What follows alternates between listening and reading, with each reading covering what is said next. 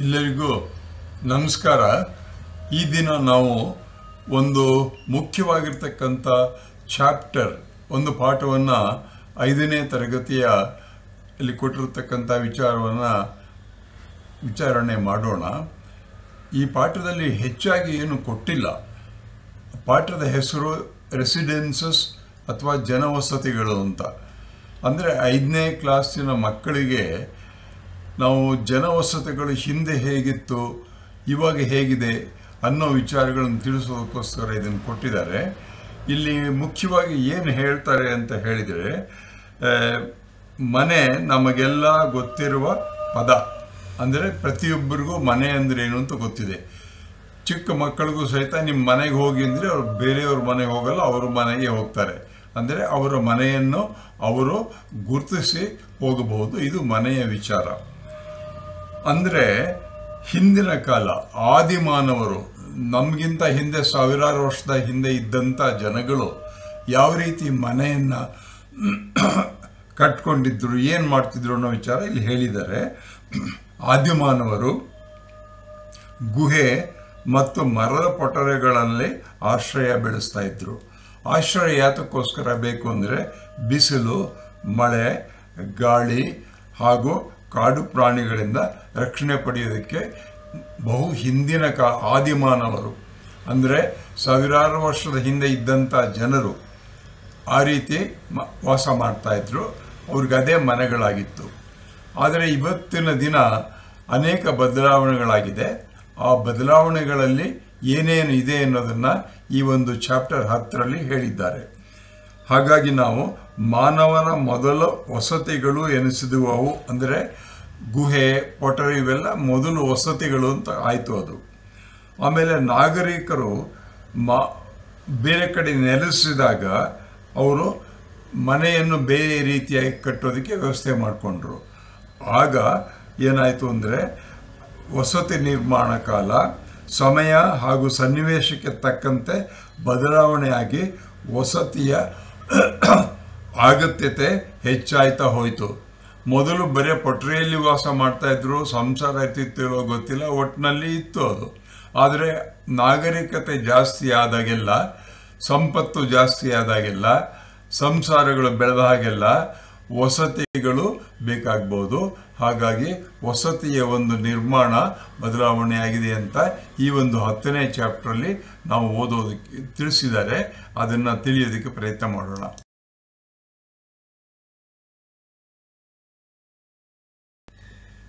ಈ ಒಂದು ಚಿತ್ರದಲ್ಲಿ ನಾನು ಅನೇಕ ವಸತಿಗಳನ್ನು ಕೊಟ್ಟಿದ್ದೀನಿ. ಅದನ್ನು ನೀವು ಓದಿ ತಿಳ್ಕೋಬೇಕು ಮಕ್ಕಳೇ. ಈಗ ನೋಡಿ, ಇದರಲ್ಲಿ 4, 8, 12 ರೀತಿಯಾಗಿರ್ತಕ್ಕಂಥ ವಸತಿಗಳನ್ನು ತೋರಿಸಿದ್ದೀನಿ ನಾನು. ಅದನ್ನು ನಾನು ಹೆಚ್ಚಿಗೆ ಹೇಳಲ್ಲ, ನೀವೇ ತಿಳ್ಕೋಬೇಕು. ಉದಾಹರಣೆಗೆ ಈಗ ಮೇಲಿರ್ತಕ್ಕಂಥದ್ದು ಮಣ್ಣಿನಲ್ಲಿ ಕಟ್ಟಿರ್ತಕ್ಕಂಥ ಒಂದು ವಸತಿ. ಅದರ ಪಕ್ಕದಲ್ಲಿರ್ತಕ್ಕಂಥ ಗುಡಿಸಲು ಅಂತ ಕರಿತೀವಲ್ಲ, ತುಂಬ ಜನ ಮಕ್ಕಳು ಅಂದರೆ ಪಟ್ಟಣದಲ್ಲೇ ವಾಸ ಮಾಡ್ತಕ್ಕಂಥ ಮಕ್ಕಳು ಈ ಮಣ್ಣಿನ ಮನೆ ಆಗಲಿ ಅಥವಾ ವಸತಿಗಿರ್ತಕ್ಕಂಥ ಗುಡಿಸಲುಗಳನ್ನಾಗಲಿ ನೋಡಿರೋದಿಲ್ಲ. ಆದ್ದರಿಂದ ಚಿತ್ರಗಳ ಬಗ್ಗೆ ನೀವು ಹೆಚ್ಚು ಅದನ್ನು ತಿಳ್ಕೋಬೇಕು. 3ನೇದು ಒಂದು ಮನೆ, 4 ಸಾಲು ಮನೆಗಳು, 5ನೇದು ಒಂದು ಸಣ್ಣ ಮನೆ ಇರ್ತಕ್ಕಂಥದ್ದು, 6ನೇದು ಒಂದು ಮನೆ. ಹೀಗೆ ಮಾಡಿ ಕಡೆಯಲ್ಲಿರ್ತಕ್ಕಂಥ ಮನೆ ಸಾಮೂಹಿಕ ಮನೆ, ಅನೇಕ ಫ್ಲ್ಯಾಟ್ಸ್ ಅಂತ ಕರಿತೀವಲ್ಲ ಆ ರೀತಿ. ಅಂದರೆ ವಸತಿಗಳಲ್ಲಿ ಅನೇಕ ವಿಧಗಳಿವೆ. ಅದು ಯಾವುದಕ್ಕೋಸ್ಕರ ಇದೆ, ಹೇಗೆ ಅನ್ನೋದನ್ನು ಈ ಚಾಪ್ಟರ್ ಸ್ವಲ್ಪ ತಿಳಿಸೋದಕ್ಕೆ ಪ್ರಯತ್ನ ಮಾಡ್ತಾರೆ. ನೀವು ತಿಳ್ಕೊಳ್ಳೋದಕ್ಕೂ ಪ್ರಯತ್ನ ಮಾಡಿ.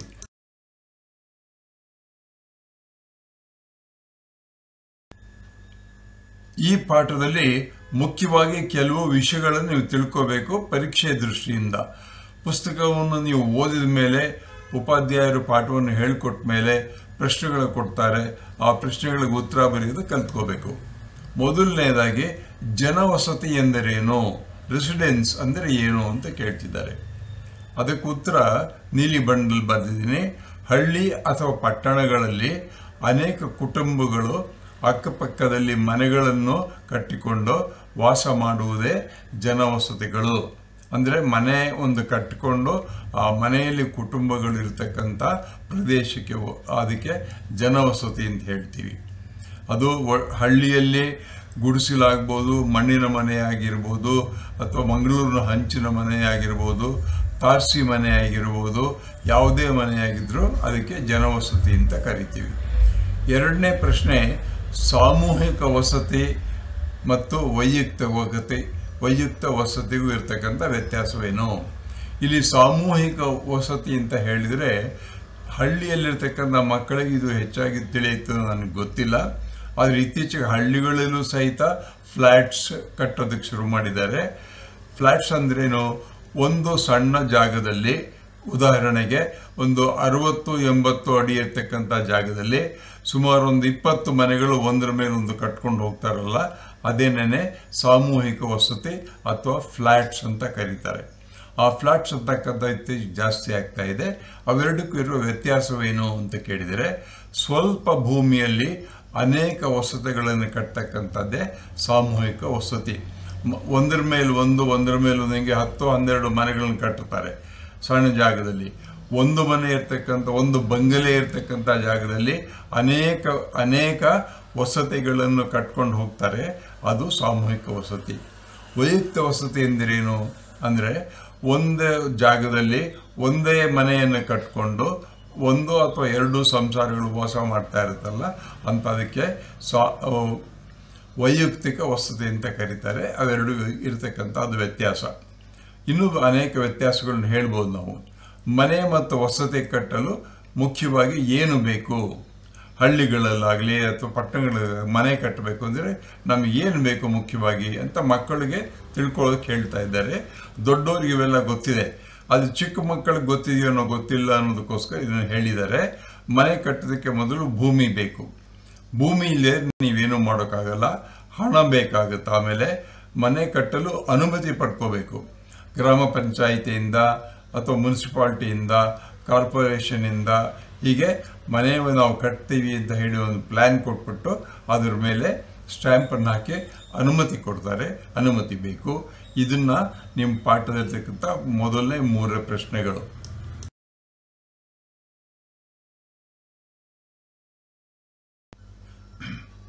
ಇಲ್ಲಿ 4, 5, 6 ಪ್ರಶ್ನೆಗಳನ್ನು ಕೇಳಿದ್ದೀನಿ. ಈ ಪ್ರಶ್ನೆಗಳು ಹೇಗೆ ಕೇಳಿದ್ದೀನಿ ಅಂದರೆ, ನಿಮ್ಮ ಪಾಠದ ಪಠ್ಯಪುಸ್ತಕದಲ್ಲಿರ್ತಕ್ಕಂಥ, ಅಂದರೆ 10ನೇ ಪಾಠ ಇದೆಯಲ್ಲ, ಅದು ಸುಮಾರು 124ನೇ ಪೇಜಿಂದ ಶುರುವಾಗುತ್ತೆ. ಅಲ್ಲಿರ್ತಕ್ಕಂಥ ಕಂಟೆಂಟನ್ನು ಆಧಾರ ಮಾಡಿ ಪ್ರಶ್ನೆಗಳನ್ನು ಕೇಳಿದ್ದೀನಿ. ಓಣಿಗಳು ಹಳ್ಳಿಯಲ್ಲಿ ಹೆಚ್ಚಾಗಿವೆಯೋ ಅಥವಾ ನಗರಗಳಲ್ಲಿವೆಯೋ? ಓಣಿಗಳು ಅಂದ್ರೇನು? 2 ಮನೆಗಳ ಮಧ್ಯೆ ಸಣ್ಣ ಜಾಗ ಇರ್ತಕ್ಕಂಥದ್ದು.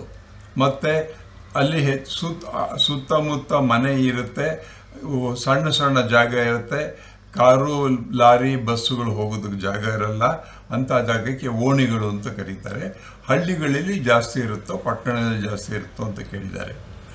ಅದು ಯಾವಾಗಲೂ ಹಳ್ಳಿಗಳಲ್ಲಿ ಓಣಿಗಳು ಜಾಸ್ತಿಯಾಗಿರುತ್ತೆ, ಪಟ್ಟಣಗಳಲ್ಲಿ ಜಾಸ್ತಿ ಇರೋದಿಲ್ಲ. ಕಾರಣ ಏನಂದರೆ, ಪಟ್ಟಣಗಳಲ್ಲಿ ಮನೆಯನ್ನು ಕಟ್ಟಬೇಕಾದ್ರೆ ಅನುಮತಿ ಕೊಡಬೇಕಾದ್ರೆ ಅವರು ಇಷ್ಟೇ ಜಾಗ ಬಿಡಬೇಕು ಅಂತೆಲ್ಲ ಹೇಳಿರ್ತಾರೆ. ಆದ್ದರಿಂದ ಒಂದು ಓಣಿ ಅನ್ನೋದು ಇರೋದಿಲ್ಲ. 5ನೇ ಪ್ರಶ್ನೆ, ಮನೆಗಳನ್ನು ಎಲ್ಲಿ ಬೇಕಾದರೂ ಕಟ್ಟುವುದು ಹಳ್ಳಿಗಳಲ್ಲೋ ಅಥವಾ ನಗರಗಳಲ್ಲೋ? ಈಗ ಮನೆಗಳನ್ನು ಕಟ್ಟಬೇಕಾದ್ರೆ ಜಾಗ ಬೇಕು. ಆ ಜಾಗದಲ್ಲಿ ಮನೆ ಕಟ್ಬೋದು. ಹಳ್ಳಿಗಳಲ್ಲಿ ಏನಾಗಿರುತ್ತೆ, ಹಳ್ಳಿಗಳಿರ್ತಕ್ಕಂಥ ರೈತರು ಅನೇಕರು ಜಮೀನುಗಳನ್ನು ಸ್ವಂತವಾಗಿ ಇಟ್ಕೊಂಡಿರ್ತಾರೆ. ಜಮೀನು ಅಥವಾ ಜಾಗ ಅವರಿಗೆ ಸೇರಿರುತ್ತೆ. ಅಕ್ಕಪಕ್ಕದಲ್ಲಿ ಸೇರಿರ್ಬೋದು, ಸ್ವಲ್ಪ ದೂರ ಇರ್ಬೋದು. ಅಂಥ ಜಾಗದಲ್ಲಿ ನಾವು ಮನೆ ಕಟ್ಕೊಡ್ತೀವಿ ಅಂತ ಪರ್ಮಿಷನ್ ಕೇಳಿದಾಗ ಕೊಡ್ತಾರೆ. ಆಗ ಎಲ್ಲಿ ಬೇಕೋ ಅಲ್ಲಿ ಕಟ್ಕೋಬೋದು. ಒಂದು ಮನೆಯಿಂದ ಇನ್ನೊಂದು ಮನೆ ದೂರಕ್ಕೆ 1 ಕಿಲೋಮೀಟರ್ ಆಗ್ಬೋದು, ಅಥವಾ ಒಂದು ಮನೆಯಿಂದ ಇನ್ನೊಂದು ಮನೆಗೆ ತುಂಬ ಒಂದು 10 ಅಡಿ ಇರ್ಬೋದು. ಈ ಒಟ್ಟಿನಲ್ಲಿ ಜಾಗ ಇತ್ತು ಅವ್ರ ಹತ್ರ ಅಂದರೆ, ಹಣ ಇತ್ತು ಅಂದರೆ ಪರ್ಮಿಷನ್ ಕೊಡ್ತಾರೆ. ಆದರೆ ಪಟ್ಟಣಗಳಲ್ಲಿ ಆ ರೀತಿ ಆಗಲ್ಲ. ನಿವೇಶನಗಳನ್ನು ಮಾಡಿ ಆ ನಿವೇಶಗಳಲ್ಲೇ ಕಟ್ಟಬೇಕು ಅಂತ ಹೇಳ್ತಾರೆ. ಆದ್ದರಿಂದ ಪಟ್ಟಣಗಳಲ್ಲಿ ಕಟ್ಟುವುದು ಮನೆಗಳಿಗೆ ಪ್ರಾರಂಭಿಕವಾಗಿಯೇ ಅವರು ಪರ್ಮಿಷನ್ ತಗೊಳ್ಬೇಕು. ಹಳ್ಳಿಗಳಲ್ಲಿ ಮನೆಯನ್ನು ಅವ್ರು ಎಲ್ಲಿ ಬೇಕಾದ್ರೂ ಅವ್ರ ಜಾಗದಲ್ಲಿ ಕಟ್ಕೋಬಹುದು. ನಗರ 6ನೇ ಪ್ರಶ್ನೆ, ನಗರ ಅಥವಾ ಹಳ್ಳಿಗಳಲ್ಲಿ ವಿಲೇಜಸ್ನಲ್ಲಿ ಕಕ್ಕಸ್ ನೀರು ಹೇಗೆ ವಿಲೇವಾರಿಯಾಗುವುದು? ಈಗ ನಮಗೆಲ್ಲ ಗೊತ್ತಿದೆ, ಬೆಳಗ್ಗೆದ್ದು ಎಲ್ಲರೂ ಸಹಿತ ದೇಹವನ್ನು ಸ್ವಚ್ಛ ಮಾಡ್ಕೊಳ್ಳೋಕೆ ಕಕ್ಕಸ್ ಮನೆಗೆ ಹೋಗಬೇಕು, ಮಲವನ್ನು ಬಿಡಬೇಕು. ಮತ್ತು ಈ ರೀತಿ ಮಲ ಮತ್ತು ಉಚ್ಚೆ ಇವೆಲ್ಲ ಹೋಗುತ್ತಲ್ಲ, ಮೂತ್ರ ಅವೆಲ್ಲ ಹೋಗೋದು ಎಲ್ಲಿ ಹೋಗುತ್ತೆ ಅಂತ ಕೇಳಿದರೆ, ನೀವು ನೋಡಿದಾಗ ಪಟ್ಟಣಗಳಲ್ಲಿ ಒಳಚರಂಡಿ ಇರುತ್ತೆ. ಅಂದರೆ ಒಂದು ಒಳಚರಂಡಿ ವ್ಯವಸ್ಥೆ ಮಾಡಿರ್ತಾರೆ. ಸುಮಾರು ಒಂದು 8-10 ಅಡಿ ಭೂಮಿಯನ್ನು ಅಗೆದುಬಿಟ್ಟು ಅಲ್ಲಿ ಚರಂಡಿಯನ್ನು ಕಟ್ಟಿ ಆ ಚರಂಡಿಗೆ ಎಲ್ಲರ ಮನೆಯ ನೀರನ್ನು ಹೋಗೋ ರೀತಿ ಮಾಡಿರ್ತಾರೆ. ಮಲ ಮತ್ತು ಮೂತ್ರ ಇರ್ತಕ್ಕಂಥ ನೀರು ಹೋಗೋದನ್ನು ಮಾಡಿರ್ತಾರೆ. ಅದು ಒಳಚರಂಡಿ. ಹಳ್ಳಿಗಳಲ್ಲಿ ಆ ರೀತಿ ಇರೋದಿಲ್ಲ. ಸಾಮಾನ್ಯವಾಗಿ ಹಳ್ಳಿಗಳಲ್ಲಿ ಏನು ಮಾಡ್ತಾರೆ, ಮನೆ ಪಕ್ಕದಲ್ಲೇ ಒಂದು ದೊಡ್ಡ ಗುಂಡಿಯನ್ನು ಮಾಡಿ ಆ ಗುಂಡಿಯನ್ನು ಮುಚ್ಚಿ ಆ ಗುಂಡಿಯ ಒಳಗೆ ಮಲ ಮತ್ತು ಕಕ್ಕಸಿನ ನೀರು ಹೋಗೋ ರೀತಿ ಮಾಡಿರ್ತಾರೆ. ಚರಂಡಿಗಳು ಓಪನ್ ಆಗಿರುತ್ತೆ. ಇಲ್ಲಿ ಎರಡು ಚಿತ್ರ ತೋರಿಸಿ, ಒಳಚರಂಡಿ ಇರ್ತಕ್ಕಂಥದ್ದು 3ನೇ ಚಿತ್ರ, ಹೊರಭಾಗದಲ್ಲಿ ಚರಂಡಿ ಇರ್ತಕ್ಕಂಥದ್ದು ಹಳ್ಳಿಯಲ್ಲಿರ್ತಕ್ಕಂಥ ಚಿತ್ರ. ಇದನ್ನು ಹೆಚ್ಚು ನಾನು ಹೇಳಲ್ಲ. ನೀವು ಯಾವುದಾದ್ರು ಹಳ್ಳಿಯನ್ನು ಹೋಗಿ ನೋಡಿದಾಗ ಮನೆ ಪಕ್ಕದಲ್ಲೇ ಗುಂಡಿ ಮಾಡಿರ್ತಾರೆ, ಅದನ್ನು ನೋಡೋದಕ್ಕೆ ಪ್ರಯತ್ನ ಮಾಡಿ.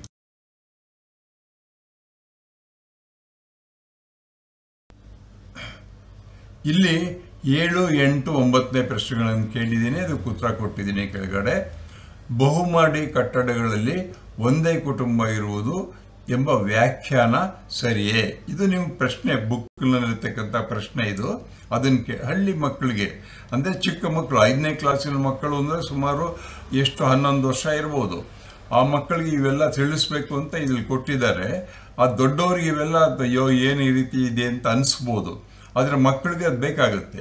ಎಷ್ಟೋ ಮಕ್ಕಳಿಗೆ ಗೊತ್ತೇ ಇಲ್ಲ ಬಹುಮಹಡಿ ಕಟ್ಟಡ ಅಂದರೆ ಏನು ಅಂದ್ರೆ ಅವ್ರಿಗೆ ಗೊತ್ತಾಗಲ್ಲ. ಚಿತ್ರ ತೋರಿಸ್ಬಿಟ್ಟು ಇಲ್ಲಿ ಒಂದೇ ಕುಟುಂಬ ಇರುತ್ತೋ ಅನೇಕ ಕುಟುಂಬ ಇರುತ್ತೋ ಅಂತ ಕೇಳ್ತಾರೆ. ಕುಟುಂಬ ಅಂದ್ರೇನು ಹೇಳಬೇಕಾಗ್ಬೋದು. ಆ ರೀತಿ ಹೇಳಿದಾಗ ಮಕ್ಕಳಿಗೆ ಅರ್ಥವಾದಾಗ ಅವ್ರು ಏನು ಹೇಳ್ತಾರೆ, ತಪ್ಪು, ಅನೇಕ ಕುಟುಂಬಗಳು ಇರುತ್ತವೆ, ಬಹುಮಹಡಿ ಕಟ್ಟಡದಲ್ಲಿ ಅನೇಕ ಕುಟುಂಬಗಳು ಇರುತ್ತೆ ಅನ್ನೋ ಉತ್ತರ ಕರೆಕ್ಟು. 8ನೇ ಪ್ರಶ್ನೆ, ಹಳ್ಳಿಗಳಲ್ಲಿ ವಾಹನ ಸಂಚಾರಕ್ಕೆ ತುಂಬ ಅನುಕೂಲವಾದ ರಸ್ತೆ ಇರುತ್ತವೆಯೇ? ಇದು ಸರಿಯೇ? ಅದು ಇರುತ್ತದೆ ಅಂತ ಕೇಳಿದ್ದಾರೆ, ಅಥವಾ ಇರುತ್ತವೆ ಅಂತ ಹೇಳಿದ್ದಾರೆ. ಇದು ಸರಿಯೇ ಹಳ್ಳಿಗಳಲ್ಲಿ ಅಂತ ಹೇಳಿದರೆ, ನೀವು ಹಳ್ಳಿಗಳನ್ನು ನೋಡಿದರೆ, ಒಳಗಡೆ ಹೋಗಿದ್ರೆ ಗೊತ್ತಾಗುತ್ತೆ. ದೊಡ್ಡದಾಗಿರ್ತಕ್ಕಂಥ ಒಂದು ವೆಹಿಕಲ್, ಒಂದು ವಾಹನ ಹೋಗಲಿಕ್ಕೆ ಆಗೋದೇ ಇಲ್ಲ ಅಲ್ಲಿ. ಅದು 8ನೇ ಪ್ರಶ್ನೆಗೆ ಉತ್ತರ ತಪ್ಪು. ರಸ್ತೆಗಳು ಗಾಡಿಗಳಿಗೆ ಅನುಕೂಲವಾಗಿರುತ್ತೆ. ಹಳ್ಳಿಗಳಲ್ಲಿ ಸಾಮಾನ್ಯವಾಗಿ ಓಣಿಗಳಿರುತ್ತೆ. ಓಣಿಗಳಲ್ಲಿ ಎತ್ತಿನ ಗಾಡಿಗಳನ್ನು ಓಡಿಸ್ಕೊಂಡಿರ್ತಾರೆ, ಅಥವಾ ಈಗ ಟ್ರ್ಯಾಕ್ಟರ್ನ ಓಡಿಸ್ಬೋದು. ಆ ಟ್ರ್ಯಾಕ್ಟರ್ ಎಲ್ಲಿ ಬೇಕಾದ್ರೂ ಅಲ್ಲಿ ತಿರ್ಕೊಂಡು ಮುಂದಕ್ಕೆ ಹೋಗುತ್ತೆ. ಆದರೆ ಒಂದು ಬಸ್ಸು ಹೋಗಬೇಕು ಅಂದರೆ ಆಗೋದಿಲ್ಲ. ಒಂದು ಲಕ್ಸುರಿ ಬಸ್ಸು ಹಳ್ಳಿಯ ಒಳಭಾಗದಲ್ಲಿ ಹೋಗಬೇಕು ಅಂದರೆ ಆಗೋಲ್ಲ. ಆದ್ದರಿಂದ ಆಟೋಮೊಬೈಲ್ಸ್ಗೆ ಹಳ್ಳಿಗಳ ರಸ್ತೆಗಳು ಸರಿಯಾಗಿ ಇಲ್ಲ ಅನ್ನೋದು ಹೇಳಬೇಕು. 9ನೇ ಪ್ರಶ್ನೆ, ಹಳ್ಳಿಗಳಲ್ಲಿ ಶಾಲೆಗಳು ತುಂಬ ಇರುತ್ತವೆಯೇ? ಇದು ಸರಿಯೇ? ಒಂದು ಹಳ್ಳಿ ತಗೊಳ್ರಿ, ಫಾರ್ ಎಕ್ಸಾಂಪಲ್ ಒಂದು 3000 ಜನ ಇರ್ತಕ್ಕಂಥ ಒಂದು ಹಳ್ಳಿಯನ್ನು ತಗೊಂಡಾಗ ಅಲ್ಲಿ ಬಹುಮಹಡಿಗಳ ಮನೆ ಇರೋದಿಲ್ಲ. ಅಂಥ ಕಡೆ ಶಾಲೆಗಳು ಜಾಸ್ತಿ ಇರುತ್ತಾ ಅಂತ ಕೇಳಿದಾಗ ತಪ್ಪು. ಕೆಲವು ಶಾಲೆಗಳಲ್ಲಿ ಶಾಲೆಗಳೇ ಇರೋದಿಲ್ಲ ಹಳ್ಳಿಗಳಲ್ಲಿ. ಇನ್ನು ಕೆಲವು ಹಳ್ಳಿಗಳಲ್ಲಿ ಒಂದು ಶಾಲೆ ಇರ್ಬೋದು ಅಥವಾ 2 ಶಾಲೆ ಇರ್ಬೋದು. ದೊಡ್ಡ ಹಳ್ಳಿ 5000 ಜನ ವಾಸ ಮಾಡ್ತಕ್ಕಂಥ ಹಳ್ಳಿ ಆದರೆ 1-2 ಒಂದು ಗೌರ್ಮೆಂಟ್ ಶಾಲೆ ಇರುತ್ತೆ, ಇನ್ನೊಂದು ಬೇರೆ ಪ್ರೈವೇಟ್ ಶಾಲೆ ಇರಬಹುದು. ಆದ್ದರಿಂದ ಹಳ್ಳಿಗಳ ವಿಚಾರವನ್ನು ನಾವು ಹೇಳಬೇಕಾದ್ರೆ ಯೋಚನೆ ಮಾಡಿ ಹೇಳಬೇಕಾಗುತ್ತೆ.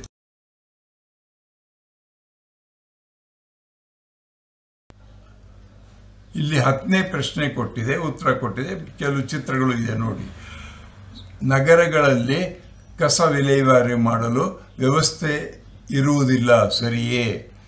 ಕಸ ಅಂತ ಹೇಳಿದರೆ ನಾವು ಮೂತ್ರ ವಿಸರ್ಜನೆ ಆಗಲಿ ಮಲ ವಿಸರ್ಜನೆ ಆಗಲಿ ಅಲ್ಲ ಇಲ್ಲಿ ಹೇಳ್ತೇವೆ. ಕಸ ಅಂತ ಹೇಳಿದ್ರೆ ಮನೆಯಲ್ಲಿ ಪ್ರತಿನಿತ್ಯ ನಾವು ಉಪಯೋಗಿಸ್ತೀವಲ್ಲ, ತರಕಾರಿ, ಮತ್ತು ಈಗಿನ ಕಾಲದಲ್ಲಿ ಹೆಚ್ಚಿಗೆ ಪಟ್ಟಣಗಳು ಬರುತ್ತೆ. ನೀವು ತಿಂಡಿ ತಿಂದು ಪಟ್ಟಣ ಬಿಸಾಕ್ತೀರಾ, ಪ್ಲಾಸ್ಟಿಕ್ ತಂದು ಹೊರಗಡೆ ಹಾಕ್ತೀರಾ, ಇವೆಲ್ಲವೂ ಕಸ ಆಗುತ್ತೆ. ಪ್ರತಿಯೊಂದು ಮನೆಯಿಂದಲೂ ಸಹಿತ ಪ್ರತಿನಿತ್ಯ ನಗರಗಳಲ್ಲಿ ಕಡೆ ಪಕ್ಷ 1 ಕಿಲೋ ಅಥವಾ 2 ಕಿಲೋಗ್ರಾಮ್ನಷ್ಟು ಕಸ ಹೊರಗಡೆ ಬೀಳುತ್ತೆ. ಆ ಕಸ ವಿಲೇವಾರಿ ಮಾಡೋದು ಹೇಗೆ ಮಾಡ್ತಾರೆ ಅಂತ ಕೇಳಿದರೆ ಇಲ್ಲಿ ನೋಡಿ, ಮೊದಲು ಇಲ್ಲಿ 4 ಪೆಟ್ಟಿಗೆಗಳು ತೋರಿಸಿದ್ದೀನಿ. ಆ ರೀತಿ ಒಂದು ಬಾಕ್ಸ್ ಇಟ್ಟಿರ್ತಾರೆ, ಅದರಲ್ಲಿ ಅಥವಾ ನಿಮ್ಮ ಒಂದು ಬಕೆಟ್ನಲ್ಲಿ ನಿಮ್ಮ ಕಸಗಳನ್ನು ಹಾಕಬೇಕು. ಒಣ ಕಸ ಅಂತ ಕರೀತಾರೆ, ಹಸಿ ಕಸ ಅಂತ ಕರೀತಾರೆ, ಪ್ಲಾಸ್ಟಿಕ್ ಕಸ ಅಂತ ಕರೀತಾರೆ. ಈ ಕಸಗಳನ್ನ ಬೇರೆ ಬೇರೆ ಮಾಡಿ ಹಾಕ್ತಾರೆ. ಆಮೇಲಿಂದ ಆ ಸಣ್ಣ ಗಾಡಿ ಇರುತ್ತೆ, ಆ ಸಣ್ಣ ಗಾಡಿ ಮನೆ ಮುಂದೆ ಬಂದು ಅವರೆಲ್ಲ ಕಲೆಕ್ಟ್ ಮಾಡ್ಕೊಂಡು ಹೋಗ್ತಾರೆ. ಅವೆಲ್ಲವನ್ನೂ ತೊಗೊಂಡೋಗಿ ದೊಡ್ಡ ಲಾರಿಗಳಲ್ಲಿ ಹಾಕಿದಾಗ ಆ ಲಾರಿಗಳನ್ನು ಬೇರೆ ಕಡೆ ತೊಗೊಂಡೋಗಿ ಕಸಗಳನ್ನು ಹಾಕ್ತಾರೆ. ಈಗ ನೀವು ಬೊಂಬಾಯಿ, ಕಲ್ಕತ್ತಾ ಅಂತ ದೊಡ್ಡ ನಗರಗಳಲ್ಲಿ ನೋಡಿದರೆ, ನ್ಯೂಯಾರ್ಕ್ ನಗರ ನೋಡಿದರೆ ಈ ಕಸಗಳ ರಾಶಿ ಇರ್ತಕ್ಕಂಥ ದೊಡ್ಡ ಪರ್ವತಗಳೇ ಆಗಿಬಿಟ್ಟಿವೆ, ದೊಡ್ಡ ಬೆಟ್ಟಗಳೇ ಆಗಿಬಿಟ್ಟಿವೆ. ಆ ರೀತಿ ಕಸಗಳನ್ನು ಹಾಕೋದನ್ನು ನಾವು ಕಡಿಮೆ ಮಾಡಬೇಕು ಅಂತ ಹೇಳೋದಕ್ಕೋಸ್ಕರ ಈ ಪಾಠ ಕೊಟ್ಟಿದ್ದಾರೆ. ಇದನ್ನು ನೀವು ತಿಳ್ಕೊಳ್ಳಿ. ಉತ್ತರ ಅದಕ್ಕೇನು ಅಂದರೆ, ನಗರಗಳಲ್ಲಿ ಕಸ ವಿಲೇವಾರಿ ಮಾಡಲು ಅನೇಕ ವ್ಯವಸ್ಥೆ ಇರುತ್ತೆ ಅನ್ನೋದು ಉತ್ತರ ಅದಕ್ಕೆ.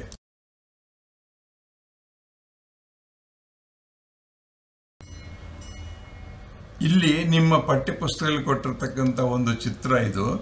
ಇಲ್ಲಿ ಸಮಸ್ಯೆಗಳು ಏನಿದೆ ಅಂತ ತೋರಿಸಿದರೆ ನೀವು ಅದನ್ನು ನೋಡ್ಕೋಬೇಕು. ಇಲ್ಲಿ 3 ಚಿತ್ರ ಇದೆ. ಕೆಳಗಡೆ ಇರತಕ್ಕಂಥ ಒಂದು ಚಿತ್ರದಲ್ಲಿ ಅನೇಕ ಜನಗಳು ಓಡಾಡ್ತಾ ಇದ್ದಾರೆ. ನೋಡಿ, ಆ ರಸ್ತೆಯಲ್ಲಿ ಒಂದು ಚರಂಡಿನೇ ಬಂದಿದೆ. ಆ ರೀತಿಯಾಗಿರ್ತಕ್ಕಂಥ ಒಂದು ಸಮಸ್ಯೆ ಇರುತ್ತೆ. ಅಂದರೆ ಅಲ್ಲಿ ರೋಗ ರುಜಿನಗಳು ಬರೋದು ಜಾಸ್ತಿ ಆಗ್ಬೋದು. ಅದು ಹಳ್ಳಿಯ ಚಿತ್ರ, ಹಳ್ಳಿಯಲ್ಲಿರ್ತಕ್ಕಂಥ ಒಂದು ರಸ್ತೆಯ ಚಿತ್ರ. ಅಥವಾ ಪಟ್ಟಣಗಳಲ್ಲಿ ಡೆವಲಪ್ಮೆಂಟ್ ಆಗಿಲ್ಲದೆ ಇರತಕ್ಕಂಥ ಒಂದು ಹೊಸ ಒಂದು ವಸತಿಯ ಏರಿಯಾ ಬಂದರೆ ಆ ಏರಿಯಾದಲ್ಲಿರ್ತಕ್ಕಂಥ ಚಿತ್ರ. ಚರಂಡಿ ನೀರು ಹರ್ಕೊಂಡು ಬರ್ತಿದೆ, ಜನರು ಓಡಾಡ್ತಾ ಇದ್ದಾರೆ. ಮತ್ತು ಇನ್ನೊಂದು ಚಿತ್ರದಲ್ಲಿ ಮನೆ ಮೇಲೆ ಏಣಿ ಹಾಕ್ಕೊಂಡು ಕಟ್ತಾ ಇದ್ದಾರೆ, ಹಳ್ಳಿ ಚಿತ್ರ ಅದು. ಅದರ ಮೇಲ್ಗಡೆ ಚಾವಣಿಗಳು ನೋಡಿ ಹೇಗಿದೆ. ಒಂದರ ಪಕ್ಕದಲ್ಲೊಂದು ಮನೆ ಕಟ್ಟಿದ್ದಾರೆ, ಜಾಗ ಇಲ್ಲ, ಓಡಾಡೋದಕ್ಕೆ ಜಾಗ ಇಲ್ಲ. ಮತ್ತು ಅನೇಕ ಕಸಗಳು ಅಲ್ಲೇ ಬಿದ್ದಿದೆ. ಆ ಕಸಗಳ ಮೇಲೆ ಓಡಾಡಬೇಕು, ಅದು ಸಮಸ್ಯೆ. ಇನ್ನೊಂದು ಮೊದಲನೇ ಚಿತ್ರದಲ್ಲಿ ಕಸಗಳನ್ನು ತಂದು ಹಾಕ್ಬಿಟ್ಟಿದ್ದಾರೆ, ಕಸ ವಿಲೇವಾರಿ ಮಾಡಿಲ್ಲ. ಈ ರೀತಿಯಾಗಿ ವಸತಿಯಲ್ಲಿ ಇರ್ತಕ್ಕಂಥ ಜಾಗಗಳಲ್ಲಿ ಅನೇಕ ಸಮಸ್ಯೆಗಳಿರುತ್ತೆ. ಆ ಸಮಸ್ಯೆಗಳು ಏನು ಅಂತ ನೀವು ತಿಳ್ಕೊಂಡು ಆ ಸಮಸ್ಯೆಗಳನ್ನು ಪರಿಹಾರ ಮಾಡೋದಕ್ಕೆ ಪ್ರಯತ್ನ ಮಾಡಿ ಅಂತ ಹೇಳೋದಕ್ಕೋಸ್ಕರ ಈ ಚಿತ್ರಗಳನ್ನು ಕೊಟ್ಟಿದ್ದಾರೆ. ಅದನ್ನು ನೀವು 5ನೇ ಕ್ಲಾಸಿನಿಂದ ಓದಿ ಚೆನ್ನಾಗಿ ತಿಳ್ಕೊಳ್ಳಿ.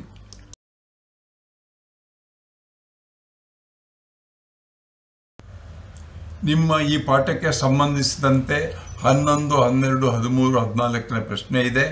ಆ ಪ್ರಶ್ನೆಗಳ ಉತ್ತರ ಕೊಟ್ಟಿದ್ದೀನಿ. ಗ್ರಾಮೀಣ ವಸತಿಗಳ 2 ಮುಖ್ಯ ಸಮಸ್ಯೆಗಳು ಯಾವುವು? ಹಳ್ಳಿಗಳ ವಸತಿಗಳ 2 ಮುಖ್ಯ ಸಮಸ್ಯೆ ಯಾವುದು ಅಂತ ಕೇಳಿದರೆ, ಮೊದಲನೇ ಸಮಸ್ಯೆ ವಿದ್ಯುತ್ ಶಕ್ತಿ ಅಭಾವ. ಅನೇಕ ಹಳ್ಳಿಗಳಲ್ಲಿ ವಿದ್ಯುತ್ ಶಕ್ತಿ ಇರೋದೇ ಇಲ್ಲ, ಹೋಗ್ತಾ ಇರುತ್ತೆ, ಬರ್ತಾ ಇರುತ್ತೆ, ಕಂಟಿನ್ಯೂಸ್ ಸಿಗಲ್ಲ ಅವರಿಗೆ. ಮತ್ತು ಒಳಚರಂಡಿ ವ್ಯವಸ್ಥೆ ಇರುವುದಿಲ್ಲ. ಇವೆರಡು ಮುಖ್ಯ. 3 ವಿವಿಧ ರೀತಿಯ ವಸತಿಗಳನ್ನು ತಿಳಿಸಿ ಅಂತ ಕೇಳಿದ್ದಾರೆ. ಗುಡಿಸಲು, ಹೆಂಚಿನ ಮನೆ, ಸಿಮೆಂಟ್ ತಾರಸಿ ಮನೆ. ಇದು ಎಲ್ಲಿ ಬೇಕಾದ್ರೆ ಹಳ್ಳಿಗಳಲ್ಲಿ ಸಾಮಾನ್ಯವಾಗಿ 3 ರೀತಿಯ ಮನೆಗಳನ್ನು ನಾವು ನೋಡ್ಬೋದು. ಅದು ಯಾವುದು? ಗುಡಿಸಲು, ಹಂಚಿನ ಮನೆ, ತಾರಸಿ ಮನೆ. ಫ್ಲ್ಯಾಟ್ಸ್ಗಳನ್ನು ಏಕೆ ಕಟ್ಟುತ್ತಾರೆ? 13ನೇ ಪ್ರಶ್ನೆ. ಸಾಮೂಹಿಕ ವಸತಿಗಳನ್ನು ಯಾತಕ್ಕೋಸ್ಕರ ಕಟ್ತಾರೆ ಅಂತ ಕೇಳಿದರೆ, ಹೆಚ್ಚು ಕುಟುಂಬಗಳು ಸ್ವಲ್ಪ ಜಾಗದಲ್ಲಿ ವಾಸ ಮಾಡಲು ಅನುಕೂಲವಾಗಲು. ಸ್ವಲ್ಪ ಜಾಗದಲ್ಲಿ 4 ಮನೆ ಒಂದ್ರ ಮೇಲೊಂದು ಕಟ್ಟಿದರೆ ಅಲ್ಲಿ 4 ಸಂಸಾರ ಇರ್ಬೋದು, ಒಂದು ಸಂಸಾರದ ಬದಲಾಗಿ. ಹಾಗಾಗಿ ಫ್ಲ್ಯಾಟ್ಸನ್ನು ಕಟ್ಟೋದು ಯಾಕೆಂದರೆ ಹೆಚ್ಚು ಸಂಸಾರಗಳು ಇರಲಿ ಅಂತ ಕಟ್ತಾರೆ. 14ನೇ ಪ್ರಶ್ನೆ. ಹಳ್ಳಿಗಳ ಒಳಚರಂಡಿ ವ್ಯವಸ್ಥೆ ಇರುವುದಿಲ್ಲ ಏಕೆ ಅಂತ ಕೇಳಿದ್ದಾರೆ. ಅದಕ್ಕೆ ಉತ್ತರ, ವಸತಿಗಳನ್ನು ಕಟ್ಟಲು ನಕ್ಷೆಗಳನ್ನು ಅಥವಾ ಪ್ಲ್ಯಾನ್ಗಳನ್ನು ಹಾಕ್ಕೊಂಡಿರೋದಿಲ್ಲ. ಮತ್ತು ಚರಂಡಿ ಹೇಗಿರಬೇಕು ಅಂತ ಪ್ಲ್ಯಾನ್ ಮಾಡಿರೋದಿಲ್ಲ.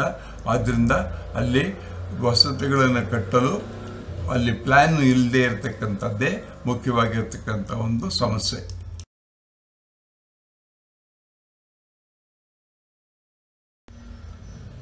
ಇದು 15ನೇ ಪ್ರಶ್ನೆ, ಇದು ಕಡೆಯ ಪ್ರಶ್ನೆ. ಇಲ್ಲಿ ಏನಿದೆ ಅಂದರೆ, ಸಾಮೂಹಿಕ ವಸತಿಗಳಲ್ಲಿ ಅನೇಕ ಸೌಲಭ್ಯಗಳು ಇರುತ್ತವೆ, 4 ತಿಳಿಸಿ ಅಂತ ಕೇಳಿದ್ದಾರೆ. ಇಲ್ಲೊಂದು ಚಿತ್ರ ಕೊಟ್ಟಿದ್ದೀನಿ. ಆ ಚಿತ್ರದಲ್ಲಿ ಸೌಲಭ್ಯಗಳು ಬೇಕಾಷ್ಟು ಕೊಟ್ಟಿದ್ದಾರೆ.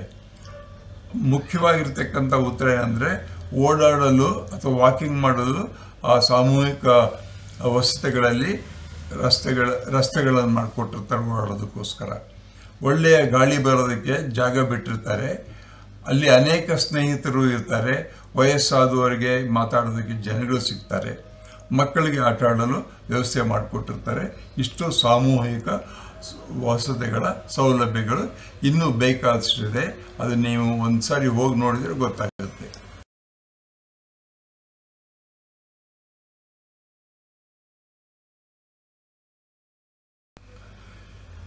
ಈ ಒಂದು ಚಿತ್ರೀಕರಣ ಮಾಡೋದಕ್ಕೆ ನಾನು ಈ ವಿದ್ಯಾಲೋಕದವರಿಗೂ ಸಹಿತ ಧನ್ಯವಾದಗಳು. ನಿಮ್ಮ ಈ ಟೆಕ್ಸ್ಟ್ ಬುಕ್, ಕರ್ನಾಟಕ ಟೆಕ್ಸ್ಟ್ ಬುಕ್ನವ್ರಿಗೆ ನಾನು ಧನ್ಯವಾದಗಳು. ಇಮೇಜಸ್ಸನ್ನು, ಚಿತ್ರಗಳನ್ನು ಕ್ರಿಯೇಟಿವ್ ಕಾಮನ್ಸ್ ತೊಗೊಂಡಿದ್ದೀನಿ, ಅವ್ರಿಗೂ ಧನ್ಯವಾದಗಳು. ಯೂಟ್ಯೂಬ್ನವ್ರಿಗೆ ನಾವು ಧನ್ಯವಾದಗಳನ್ನ ಹೇಳಬೇಕು. ಕಾರಣ ಇದನ್ನು ಅವರು ಪಬ್ಲಿಷ್ ಮಾಡ್ತಾರೆ. ಈ ವಿದ್ಯಾಲೋಕ ಅಂತಕ್ಕಂಥ ಸಂಸ್ಥೆಯು ಇದನ್ನು ಮಾಡೋದಕ್ಕೆ ಸಹಾಯ ಮಾಡಿದೆ. ಇವರೆಲ್ಲರಿಗೂ ನಿಮ್ಮ ಪರವಾಗಿ ನನ್ನ ಧನ್ಯವಾದಗಳು. ನೀವು ಇದನ್ನು ನೋಡೋದಕ್ಕೋಸ್ಕರ ನಿಮಗೂ ಧನ್ಯವಾದಗಳು. ಎಲ್ಲರಿಗೂ ನಮಸ್ಕಾರ.